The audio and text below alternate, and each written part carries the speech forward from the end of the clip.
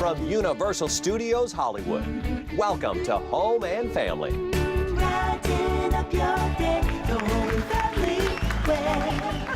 Parenting expert and author Katherine Eskovitz is here to talk about how we can curb our dependence on technology for the sake of our children. I am so glad that you're here so we can talk about it. It is such a hot button issue, and it's a big deal in our house as well. It is. Yeah. This is so important. So we're going to talk about how you can disconnect, put down your handheld devices, some tips to do that so you can really connect more eye to eye in person. Great. Wireless abandonment. I'm going to look this up and see what that means. It says first reached of a all. point of accidental. Wait, hang on. I'm trying to find out exactly what. I can do it. I can look it up on my Accidental wireless internet. abandonment. It's about we have no plan for being offline. We only have a plan for being online, right? We have all these data plans, but we have not thought about how to be offline. It's all just accidental. Cook dinner, check the emails, or drop your kids off, check the emails as they walk in the door. No, we really have to have a plan. So let's put away the accidental and come up with some tips for a plan. Yeah, Nice. and you came up with excuses as why you have to stay online. He said he doesn't do it. So many excuses to he stay says he doesn't do it for online. information. We all do. No. What? Don't give away all my. do. Oh, okay. Now you're. We're fighting. We're fighting now. All right, got to take my clothes Where's the off. Hang on. problem? Okay. We have a special recipe today. Okay, we're going to throw to Katherine Eskovitz. Katherine. Oh, yes. If you're having trouble putting down this phone, then stay tuned for some more tips on that. We're back with parenting expert Katherine Eskovitz, and she is here to give us some tips on how to put down the electronic devices and limit your family's online experience. Oh, what a big mountain you climb with this. How much do we spend with those devices in our hands? Too much. We have now, on average, checking email, texting, social media 23 hours a week. You have checking email alone, on average, 110 times a day, some up to 900 times a day checking their emails. And we have five-year-olds, 50% are on the internet daily, 5-year-olds. So it's gone so far to the extreme. But it has saturated our life. It's the way we connect to our world. There's so many positive and productive things about technology, obviously. So it's about a meaningful balance, really. This isn't about going tech-free, obviously. It's about finding a way to incorporate it in our lives thoughtfully. What is it about, because when I leave the house, and if I don't have my phone, which is very rare, I nearly have a nervous breakdown because I have to drive the freeway without the phone, or I have to go somewhere with no connection, and I actually panic.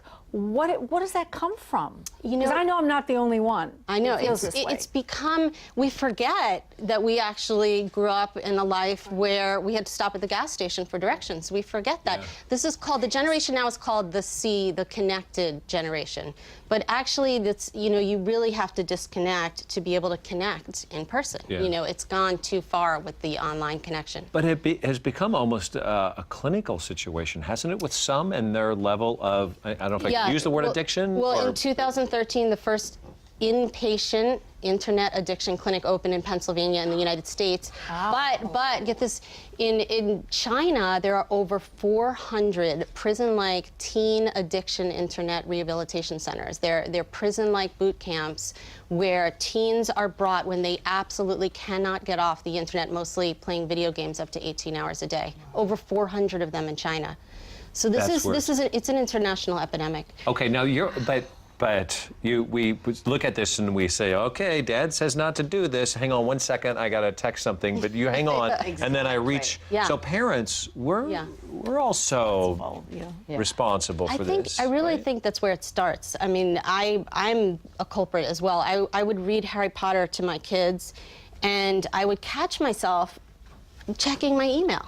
So, I mean, be mom, and you know, just a sec, I just have to answer this one email, and you realize we're all doing it. And that's what we're modeling for our kids. So my favorite cartoon, Dr. Campbell would like this, is, you know, those lampshade collars that you put on dogs? Well, they have a New Yorker cartoon where it's on an adult, and it says, well, this will stop me from checking my email every 2 seconds. That's where we've gone. That's how far we've gone. Because your kids are a little bit older. Sophie, yours is what? She's 12, so she's right on. Where were you in this evolution of technology and your kids and raising them and making decisions as a parent? I think we were kind of on the beginning of it. My kids got hooked on the video games, and and then once they got the phones, it was over. They didn't want to talk to us. They were always here. At the dinner table, everywhere they were going, they were just like this. And now that Instagram and Twitter is so important, they never let go of those little phones. It's crazy. Well, they say it's scary. 80% of people who have smartphones have them with them 22 hours a day. I believe it. They sleep with them. Yeah. I mean, I said I noticed, and I had mentioned this once before, but you go to any restaurant and you'll see families sitting together, and the parents almost give it to the kids so they'll keep quiet, and then the mother and the father are on their iPads or phones, and the kids are doing the same, and nobody's really connecting or talking to each other. Well, it's sad. They just did a study on this. They observed at BU Medical Center just last month, came out with a new research study on this, where they observed families in restaurants. Right. And they came to the conclusion that not only are parents missing connection with their kids, but they're actually more harsh with their children when there are behavioral issues because they're distracted, because they're online. So they're being more harsh in disciplining them. And then it's like that sibling rivalry where you compete for your parents' attention. Well, the screen time is the new competitor for kids. They are competing for your parents' attention with the parents looking at screens in these restaurants. So what's the answer? Help us. So there's some very concrete tips for things you can do to just try to have a plan. And I tell kids in my children's books, it's all about empowering children to have a plan. And it's the same thing. You need a blueprint. You have to sit down either as a family or decide as parents intentionally what is the plan going to be. So here are some things you can choose in your plan, and it varies family to family, but you have to come up with some ideas. So the first one is tech-free zones. We were talking about this earlier. Sometimes it's the kitchen where you have a basket outside the kitchen. That's where the devices go. No handhelds in the kitchen, or it might be the bedrooms. We use our phones as alarm clocks, and then we're checking our emails at night, right? I can't. It vibrates and it wakes me up. I can't do it. We've had that the many other times. room. So you Well, then I have to can't get the actually, alarm. our phones do so many things that sometimes we need to separate it.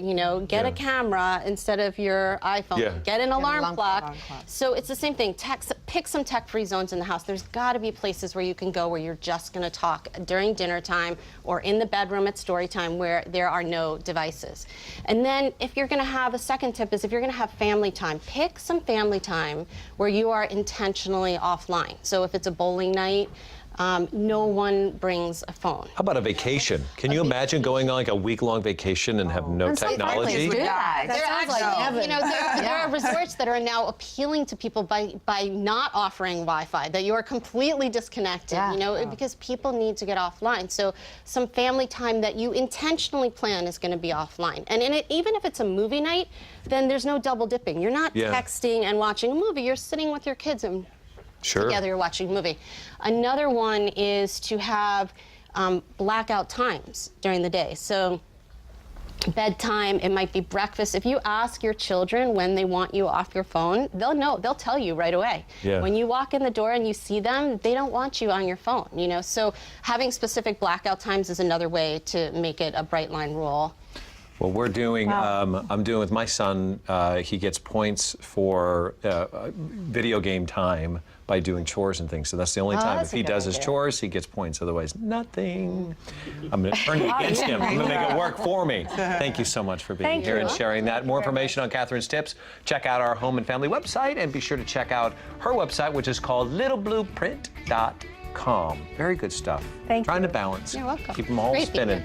Tanya, you're up next. We were talking about electronics with the kids, and I always said, we had this discussion off camera about the balance that's there, and that's what we're striving for. I always let my kids look for information.